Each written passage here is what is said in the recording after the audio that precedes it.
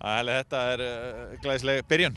Já, bara alltaf gaman að byrja mótið og tala um að vinna á heimavelli, fá 3 púnta í fyrsta leik, það bara glæsileg byrjun hjá okkur. Hvernig fannst þér ykkar leikur svona að vera? Hann náttúrulega kannski var svolítið köflóttur, þetta fyrsti leikur var mikið spennaði mönnum en svona einhvern veginn við datt svolítið okkar meginn framanna og fáum hann að 2 góð mörk en annars kannski svona heilt yfir nokkuð jafn leikur þannig spilina en við náum 3 púntum og við erum mjög ánægðir með það. Þetta aldrei glæsileg byrjun, sigur og 2 mörk hjá þér? Já, frábær byrjun og við ætlum að reyna að byrja þetta með kraft hérna á heimavelli og fá síðan fólki með okkur. Það fylgir okkur með okkur í næstu leiki og þannig að þetta bara jákvætt. Hvernig fannst þér þetta ganga svona leikurinn og ykkar leikur? Þetta var svolítið bras til að byrja með og við sem að dyrir fætingu til að byrja með, það skipti máli að ná þessu marki og mér fannst við gera ágætlega en með aðstæður þá var þetta mjög gott. Fannst þið þínir menn eitthvað að missa einbeitinguna en að konið 3-0 yfir? Allt í lagi að vera 2-0 yfir og byrja seinni hálfleikinn þannig og hægja hans á hlutunum en ekki að hægja því að pressa á boltamannin Við vorum farnir að vera of hægir bara í að hreyfa okkur í varnarleiknum.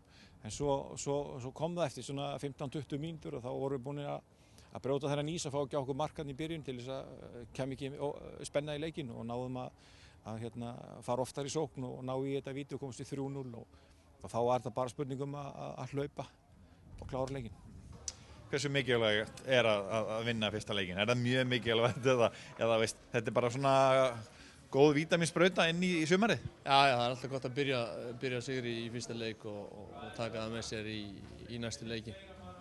Hvað með sjálfa þig? Ljúft að geta sett hann? Já, alltaf gaman að skora og við erum fyrst og fremst að spila fyrir liðið og reyna að ná þessum stigum sem við viljum fá og vonumst bara að skora og þetta stefnum var á að skora einhver mörk. Þannig að það er fínt að fá það strax í fyrsta leik. Og þú blæst náttúrulega á þessa spár. Hefur þetta eitthvað áhrif inn í hópinn?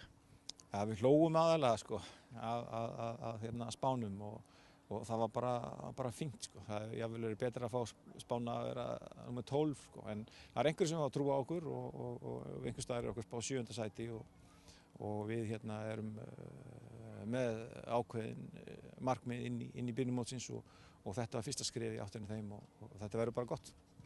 Þið er að fara Hlíðarenda í næsta leik og þú varst kíkt þar við. Hvernig verður hugafæri hjá Keflvíkingum?